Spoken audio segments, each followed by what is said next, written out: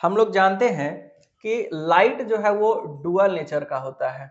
Dual nature कहने का मतलब है कि एक जो है लाइट का पार्टिकल नेचर होता है और दूसरा वेव नेचर होता है। दूसरा जो है लाइट का वो है वेव नेचर। तो पार्टिकल नेचर को हम लोग डिटेल में स्टडी कर चुके हैं। पार्टिकल नेचर में क्या क्या देख चुके हैं कि रिफ्लेक्शन क्या होता है, रिफ्रैक्शन क्या होता है और डिस्पर्सन क्या होता है। ये सब पूरा डिटेल में हम लोग चर्चा कर चुके हैं। रिफ्लेक्शन, रिफ्रैक्शन और डिस्पर्सन। यहाँ पे हम लोग सीखे थे रिफ्लेक्शन में कि एंगल ऑफ इंसिडेंस इक्वल होता है एंगल ऑफ रिफ्लेक्शन के। यहाँ हम लोग सीखे थे sine i by sine r जो है ये कांस्टेंट होता है, रिफ्रैक्टिव इंडेक्स जिसको हम लोग कहते हैं। लेकिन वेव नेचर जब हम लोग पढ़ेंगे लाइट का तो हम लोग ये सीखेंगे कि आई बराबर आर कैसे होता है, हाउ इट इज पॉसिबल कि angle of incidence equal to angle of reflection आखिर कैसे होता है, sine i by sine r constant कैसे होता है। दोनों का जो रीजन है या डिराइवेशन कह लीजिए हम लोग सीखते हैं कहाँ पे, वेव नेचर ऑफ लाइट जब हम लोग पढ़ेंगे तो हम लोग ये सीख पाएंगे। और भी डिफ्रैक्शन एक नया टॉपिक आता है उसमें, उसके बारे में हम लोग सीखेंगे वेव नेचर ऑफ लाइट जब हम लोग पढ़ेंगे। तो वेव नेचर पढ़ने से पहले हम लोग शुरुआत करते हैं किस चीज से, वेव से, कि वेव क्या है। तो वेव के बारे में जब भी हम लोग स्टडी करते हैं तो सीधा हम लोग के मन में एक फिगर अगर कहीं बनता है या बनना चाहिए तो वो है सिंपल ये वाला फिगर, यहाँ जो आपको दिख रहा है। जब भी कभी आप जाइएगा और किसी भी पानी का स्टोरेज कहीं पे भी है, तालाब हो, नदी हो, कुआं हो, कुछ भी हो, और वहां जा करके जैसे ही आप उसमें पत्थर फेंकिएगा तो आपको कुछ इस तरीके का फॉर्मेशन वहां बनता हुआ दिखेगा। ये बड़ा आम बात है। अब इस तरीके का फॉर्मेशन क्या बताता है, तो इस तरीके का फॉर्मेशन बहुत ही फिजिक्स का सिंपल कंसेप्ट बताता है कि जब आपके हाथ में पत्थर था और आप उसको इस तरीके से खींच करके और पानी में फेंकते हैं, तो जो आप खींचते हैं वो एक्चुअली में उस पत्थर में आप पोटेंशियल एनर्जी स्टोर कर रहे होते हैं।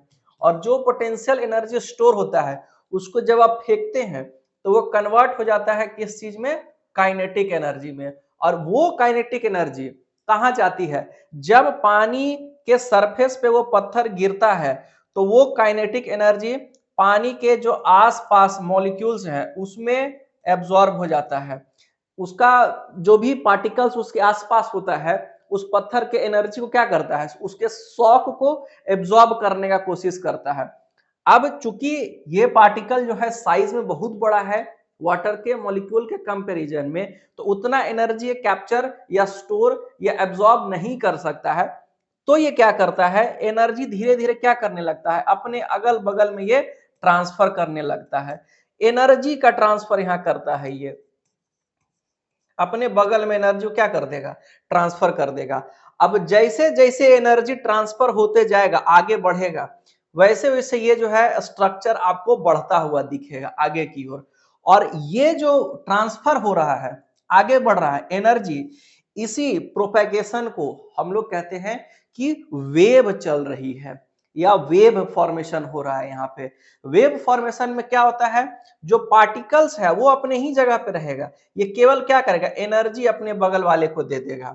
जैसे मान के चलिए कि यहाँ लाइन में कुछ लोग खड़े हैं और जो लाइन में सबसे पहले है उसके पास सपोज दैट कोई भी ऑब्जेक्ट है, मान के चलिए उसके हाथ में, और करना ये है कि इस ऑब्जेक्ट को देना है सबसे लास्ट में जो आदमी खड़ा है उसके पास, बिना जो है आगे गए हुए, बिना अपने जगह को बदले हुए। तो क्या करेगा, जो फर्स्ट पर्सन है वो किसको देगा, सेकंड पर्सन को, सेकंड दे देगा थर्ड को, थर्ड दे देगा फोर को, फोर दे देगा फाइव को, सिक्स को, सेवन, एट, नाइन, टेन। और इस तरीके से बिना अपने पोजीशन को चेंज किए हुए ये जो ऑब्जेक्ट था वो पहुंच गया कहाँ, सबसे आखिर में। किसी का यहाँ पे पोजीशन चेंज नहीं हुआ है। तो यहाँ भी वैसे ही होता है कि जो पार्टिकल्स होते हैं पानी के वो कहीं नहीं जाते हैं, वो केवल एक हाथ से एनर्जी लेते हैं और दूसरे हाथ से क्या कर देते हैं, सप्लाई कर देते हैं अपने बगल वाले में, और इस तरीके से वेव आगे बढ़ता है। तो यहां से हम लोगों को वेव का डेफिनेशन मिलता है कि वेव क्या है। तो शुरुआत कहां से हुआ था कि आप पत्थर फेंके तो उससे क्या हुआ कि यहाँ के वाटर मॉलिक्यूल्स में डिस्टरबेंस क्रिएट होता है। तो शुरुआत यहीं से होती है कि वेव इज अ डिस्टरबेंस, ये एक डिस्टरबेंस है। इसमें होता क्या है, propagation of energy.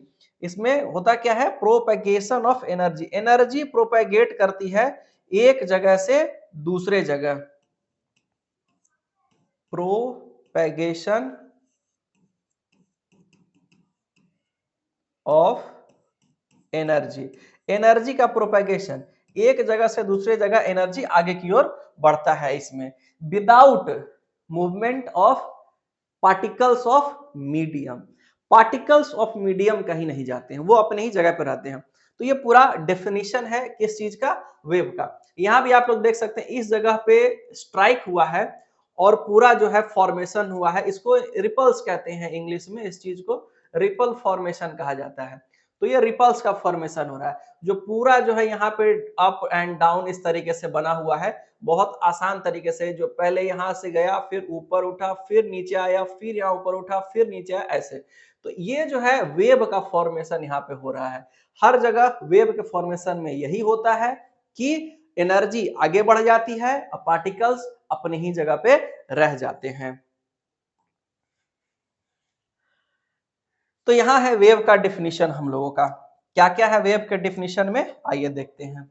Wave is a disturbance that transfer energy from one place to another. यानी कि वेव क्या एक डिस्टरबेंस है, इसमें एनर्जी ट्रांसफर होता है टिपिकली थ्रू अ मीडियम, यानी कोई मीडियम होगा उसी में एनर्जी का प्रोपेगेशन हो रहा होगा, without the actual transport of matter. इसमें मैटर जो है उसका ट्रांसपोर्टेशन नहीं होता है, केवल एनर्जी का ट्रांसपोर्टेशन होता है।